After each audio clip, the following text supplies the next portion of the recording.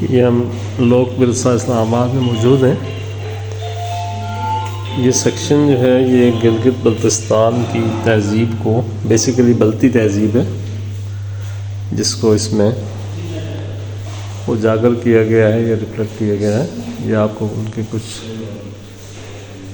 رسم و رواج سے متعلقہ چیزیں اور ان کا رہن سہن اور بود و باش کس طرح سے ہوتی تھی یہ اس میں دکھایا گیا ہے۔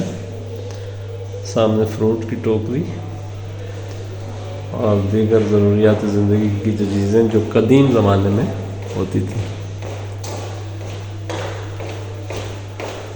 اور میوزیکل انسٹرومنٹس بھی آپ کو نظر آتے ہیں۔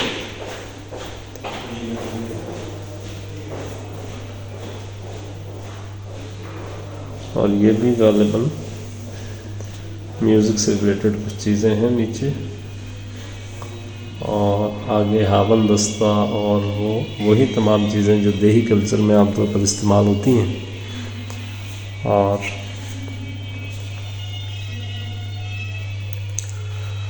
ان کو یہاں ریفلیکٹ کیا گیا ہے۔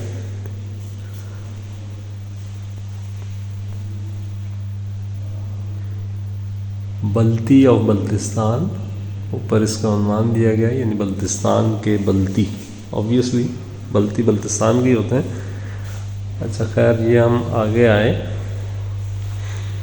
اور یہ خطاطی کے اسلامی خطاطی جو ہے اس کے نمونے یہاں پہ دیے گئے ہیں اور کس طرح سے یہ ہوتی تھی۔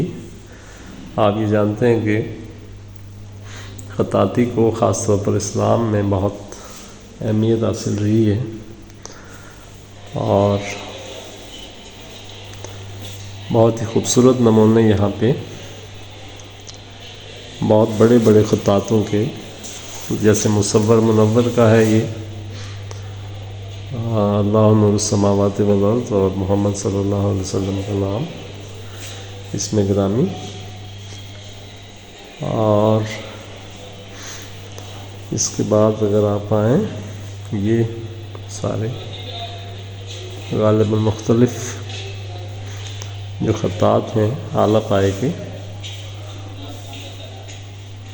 ان کے یہاں پہ نمونے۔ یہ آپ کو زردوزی کا کام جو ہے وہ دکھایا گیا ہے اس میں۔ ورڈنگ کسٹمز اور ایمبیڈڈ ود گولڈ اینڈ ڈلپ سلور، تو یہ صندوق ہے، لکڑی کا میز ہے، اور یہ باقی چیزیں ہیں۔ اچھا، یہ اگر ہم آگے آئیں تو یہ دیہات میں زیورات کی دکانیں پہلے کیسے ہوتی تھیں وہ دکھائی گئی ہیں۔ یہ آپ دیکھیں کہ ایک باپردہ خاتون جو ہیں وہ شٹل کاک برقعے میں ملبوس ہے، اور چونکہ خواتین سے ریلیٹڈ ہی کام ہے سارا، تو یہ جو زیورات بیچنے والا شخص ہے، جیولر، اس کے پاس ہی موجود ہے، اور پیچھے دیوار پر آپ کو قدیم زمانے کی زیورات نظر آ رہے ہیں، اور یہ ان کے اوزار ہیں جن سے یہ بناتے ہیں۔ کچھ پالش کا سامان ہے، یہ صاحب جو ہیں وہ چیک بھی کر رہے ہیں ساتھ، اور یہ کچھ آرنامنٹس دیگر۔ اور اس کے بعد جناب علی یہ سیکشن جو ہے رورل جیولری شاپ، یہ وہی ایک ہی ہے تقریباً دیہی دکان جو ہے۔ اچھا، یہ آزاد کشمیر کا کلچر یہاں پہ دکھایا گیا ہے۔ ویسے میں آپ کو ریکمینڈ کروں گا کہ اسلام آباد جب بھی آپ آئیں، اور اگر آپ اسلام آباد میں رہتے بھی ہیں تو 2-4-6 مہینے میں بچوں کو ایک بار وزٹ ضرور کرائیں، کیونکہ یہ بچوں کو اپنے کلچر سے جوڑنے کے لیے ایک اچھا ذریعہ ہے۔ اس میں تمام علاقوں کے، پاکستان کے جو تمام خطے ہیں وہاں کا کلچر جو ہے یہاں نمایاں کیا گیا۔ یہ آزاد کشمیر کا ٹیبل ہے، یعنی وہاں کا ٹریڈیشنل یہ باقی چیزیں ہیں ظروف وغیرہ. اچھا جی، اس کے بعد اگر آپ آگے آتے ہیں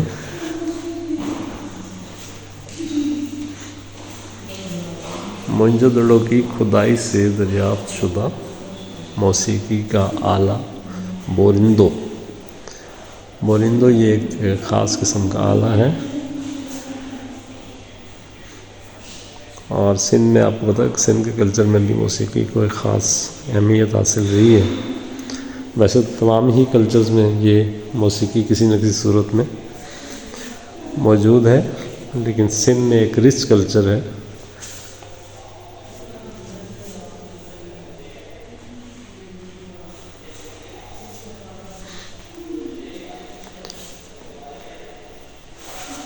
اچھا جی، یہ کچھ چیزیں ایسی ہیں کہ جن کا خود مجھے بھی شناخت نہیں تھی. یہ تنبورہ ہے، یہ غالباً شاہ عبداللطیف بٹائی کے مزار پہ ہم نے اس کو دیکھا تھا. جو وہاں کے فقیر ہیں وہ یہ ان کے زیر استعمال ہوتا ہے. تنبورے کے حوالے سے وہ بھی ہے، ایک فارسی کا محاورہ بھی مجھے یاد آتا ہے کہ من چے مصرائم و تنبورہ من چے مصرائد، کہ میں کیا کہہ رہا ہوں اور میرا تنبورہ کیا کہہ رہا ہے. یہ کسی ایسے موقع پہ کہا گیا ہوگا جب تنبورہ ٹھیک سے کام نہیں کر رہا اس کی مرضی کے بغیر، مرضی کے مطابق. یہ رانتی ہے، اور اس کے بعد اکتارا، یہ جو لمبا سا ایک بیض نما اور نیچے گول لگا ہوا ہے. اس کے بعد کلاسیکی سارنگی ہے، کلاسیکل سارنگی، اور سندھی سارنگی. یہ آپ کو جو آلات نظر آ رہے ہیں یہ سندھی سے متعلق، سندھی کلچر کی نمائندگی کرنے والے موسیقی کے آلات ہیں. یہ ستار ہے کلاسیکی، اور یہ اندر دیگر انسٹرومنٹس ہیں.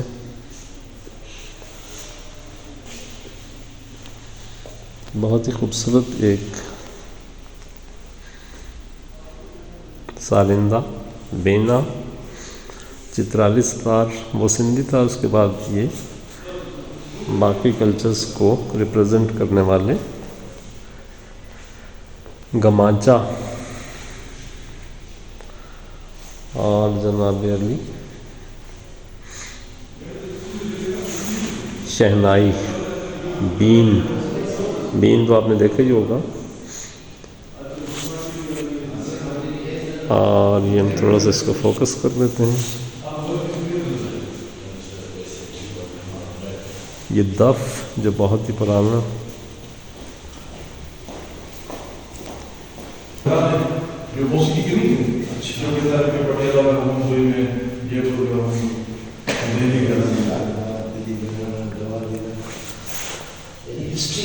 ڈارڈنگ. اور یہ ڈھولکی آپ کو پتہ ہے کہ عام طور پر اب بھی استعمال ہوتی ہے شادی بیاہ میں خاص طور پر. اور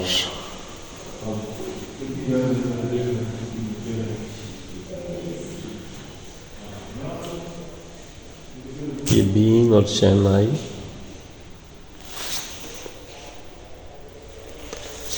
نڑ، الغوزہ، بانسری.